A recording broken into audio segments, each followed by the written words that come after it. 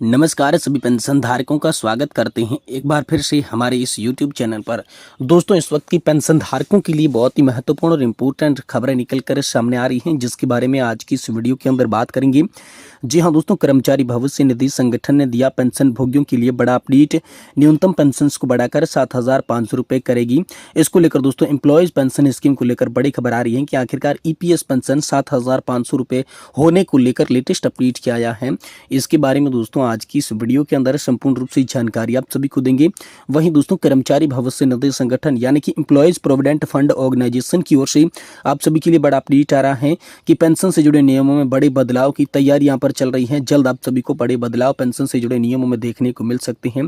तो आखिरकार क्या बदलाव होने वाले हैं, इसके बारे में भी आज की इस वीडियो के अंदर बात करेंगे। वहीं सरकारी कर्मचारियों के लिए खुशखबरी बताई जा रही है। मोदी सरकार ने किया DA में 4% बढ़ोतरी का ऐलान। जी हाँ दोस्तों, प्रधानमंत्री नरेंद्र मोदी ने कर्मचारियों को बड़ा तोहफा दे दिया है। अब DA हैक से दोस्तों सैलरी में 20% की बढ़ोतरी आएगी और पेंशनर्स की पेंशन जो है वो बढ़ने वाली है। इसको लेकर आप सभी के लिए इंपोर्टेंट खबर निकल कर सामने आ चुकी है। वहीं दोस्तों आप सभी के लिए बिग ब्रेकिंग न्यूज निकल कर आई है।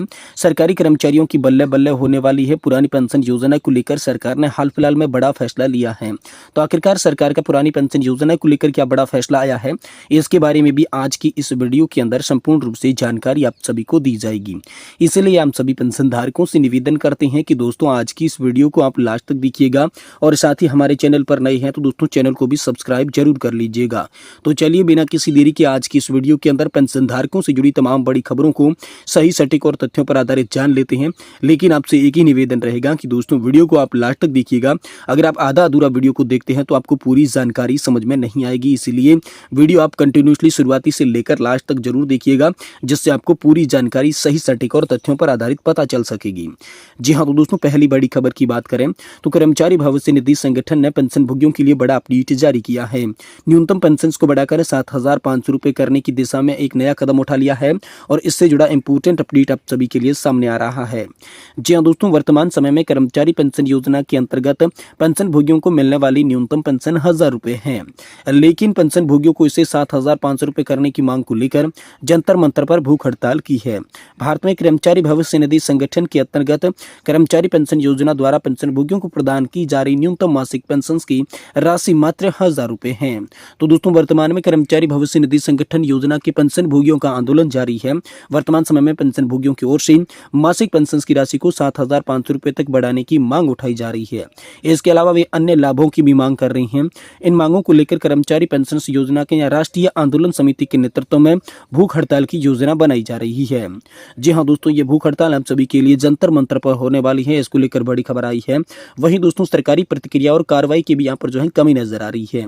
केंद्रीय श्रम मंत्री भूपेंद्र यादव के आश्वासन के बाद पेंशन भोगियों का आरोप था कि सरकार उनकी मांगों को जल्द विफल करने में रही है और आंदोलन के चलते समिति ने आखिरी चेतावनी दी है, जो कि इस बार श्रम मंत्री मनसुख मांडविया ने उन्हें बड़ा आवेदन यहाँ पर जो है आश्वासन दिया है। वहीं एम्प्लॉयज प्रोविडेंट फंड की पेंशन योजना को लेकर वेतन और पेंशन योगदान की व्यवस्था के बारे में बात करें तो कर्मचारी भविष्य निधि संगठन के नियमों के अनुसार नियोक्ता यहाँ पर जो है कर्मचारी और नियोक्ता दोनों ही 12% वेतन का हिस्सा जो है प्रोविडेंट फंड में जमा करती हैं। ये योगदान जो है वो 15,000 रुपये के आधार पर कैलकुलेट किया जाता है। इसके लिए 1,250 रुपये मासिक सीमा तय की गई है, जिसे हटाने की मांग सुप्रीम कोर्ट के अंदर सुनवाई इसकी चल रही है।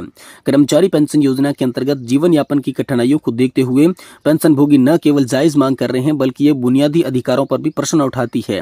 यह आंदोलन न केवल सरकार के खिलाफ है बल्कि समाज के हर वर्ग के लिए जागरूकता का संदेश भी है। पुरानी पेंशन व्यवस्था की बहाली और समीक्षा में सुधार इसके लिए आवश्यक है। इसको लेकर दोस्तों आप सभी के लिए बड़ी खबर निकलकर सामने आई ही है। वहीं दोस्तों अगली बड़ी खबर की बात करें तो कर्मचारी भविष्य निधि संगठन ने यहाँ पर जो है EPFO की पेंशन स्कीम से जुड़े नियमों में बदलाव करने की तैयारी में है। रिटायरमेंट के बाद अब दोस्तों आप सभी को ज्यादा पेंशन कैसे मिलेगी, इसको लेकर इंपोर्टेंट खबर आप सभी के लिए सामने आई है। और दोस्तों केंद्रीय श्रम और रोजगार मंत्री मनसुख मांडविया ने यहाँ पर कहा कि कर्मचारी भविष्य निधि संगठन की पेंशन योजना के नियमों में बड़े बदलाव पर विचार किया जा रहा है। इसके तहत कर्मचारियों को PF खाते में जमा कुल राशि की पेंशन के तौर में बदले का विकल्प यहाँ पर जो है दिया जाएगा। मांडविया ने कहा कि सामाजिक सुरक्षा के लिए कर्मचारी भविष्य निधि संगठन के तहत कर्मचारियों को और विकल्प दिए जाने की जरूरत है। अगर कोई कर्मचारी रिटायरमेंट के बाद चाहता है कि उनके PF खाते में जमा सारा पैसा पेंशन फंड में बदल दिया जाए ताकि उसे ज्यादा पेंशन मिल सके, तो दोस्तों सरकार इस पर गंभीरता से विचार कर रही है और भविष्य में सभी पहलुओं पर चर्चा के बाद नियमों में बदलाव की पर्याप्त संभावना जताई जा रही है। वही दोस्तों गौरतलब है कि ईपीएफओ के तहत नियोक्ता और कर्मचारी दोनों ही 12% योगदान करते हैं, जिससे कर्मचारी का पूरा हिस्सा पीएफ में जमा जाता है। वही नियोक्ता का 8.33% हिस्सा ही कर्मचारी पेंशन योजना में जाता है, जबकि 3.67% हर साल पीएफ खाते में जमा होता है। कर्मचारी पेंशन योजना के जरिए पेंशन जारी करता है। फिलहाल 15,000 रुपए की बेसिक सैलरी लिमिट के चलते न्यूनतम पेंशन का कम है। अगर नए नियम को मंजूरी मिल जाती है तो कर्मचारियों को ज्यादा पेंशन मिलना संभव हो पाएगा। वहीं दोस्तों ईपीएफओ ने पेंशन से जुड़ी समस्याओं को लेकर पूछे गए सवालों पर केंद्रीय मंत्री ने कहा कि ईपीएफओ पोर्टल को बैंकिंग वेबसाइट की तरह बनाने की दिशा में काम किया जा रहा है। अगले 6 महीने में इसमें काफी सुधार देखने को मिलेगा। हमारा प्रयास है कि बैंकिंग पोर्टल की तर्ज पर ईपीएफओ पोर्टल पर कर्मचारियों को एक ही क्लिक में सेवाएं उपलब्ध करवा दी जाएं।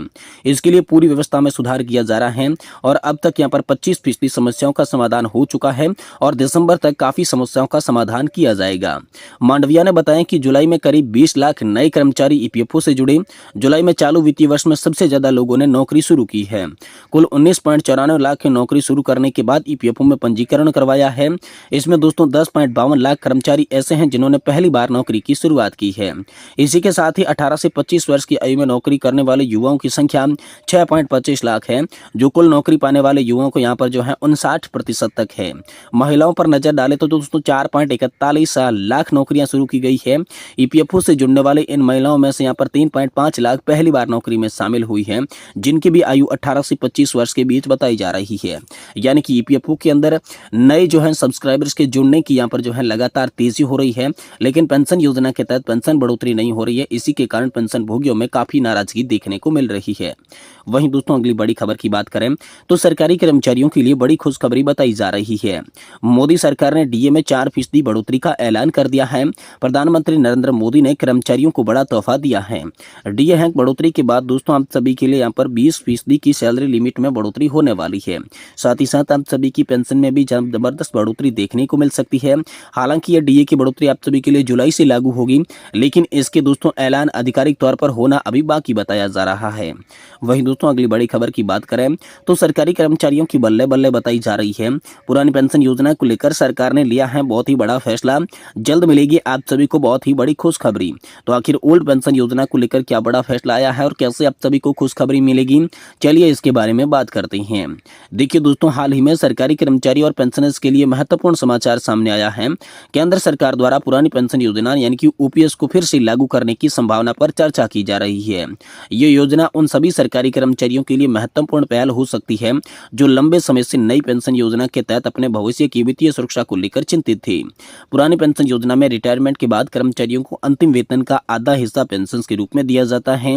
ये योजना न केवल कर्मचारियों की आर्थिक सुरक्षा प्रदान करती है, बल्कि उनके परिवारों को भी लाभान्वित करती है। इस योजना के तहत कर्मचारियों को पेंशन में योगदान करने की आवश्यकता नहीं होती है। ये शेयर बाजार के उतार चढ़ाव से प्रभावित नहीं होता है। इस प्रकार पुरानी पेंशन योजना ने कर्मचारियों की स्थिरता और विश्वास भी दिया है। 2004 के बाद नियुक्त को पुरानी पेंशन योजना का लाभ नहीं मिल रहा है, जिससे भी निराश है। कई सरकारी कर्मचारी संगठन केंद्र सरकार के द्वारा पुरानी पेंशन योजना को बहाल करने की मांग कर रहे हैं। उनकी मांग इसलिए भी दोस्तों जायज बताई जा रही है कि बाजार की स्थिति पर निर्भर करती है, जिससे कर्मचारियों की आर्थिक स्थिति अस्थिर हो जाती है। हाल ही में वित्त मंत्री ने पुरानी पेंशन योजना के संदर्भ में संशोधन की बात कही है, जिससे यूनिफाइड पेंशन स्कीम का उल्लेख किया गया है। हालांकि कर्मचारियों को इस योजना को लेकर अपनी असंतोष व्यक्त किया है। वे स्पष्ट रूप से पुरानी पेंशन योजना की बहाली की मांग कर रही हैं। इस समय देखा जाए तो दोस्तों पुरानी पेंशन योजना की बहाली का मुद्दा सरकारी कर्मचारियों के लिए महत्वपूर्ण विषय बन गया है। सरकारी संगठनों द्वारा की जा रही मांग और वित्त मंत्रालय की चर्चाओं से स्पष्ट होता है कि इस दिशा में सकारात्मक कदम उठाई जा रही हैं। कर्मचारियों की उम्मीदें बंधी हुई है ताकि उन्हें जल्द ही जल्द पुरानी पेंशन योजना का लाभ मिल सके और उनकी वित्तीय सुरक्षा के लिए अत्यंत आवश्यक जो है वो कदम उठाया जा सके। ये बड़ी खबर दोस्तों हाल फिलहाल में आप सभी के लिए निकल कर सामने आ रही है।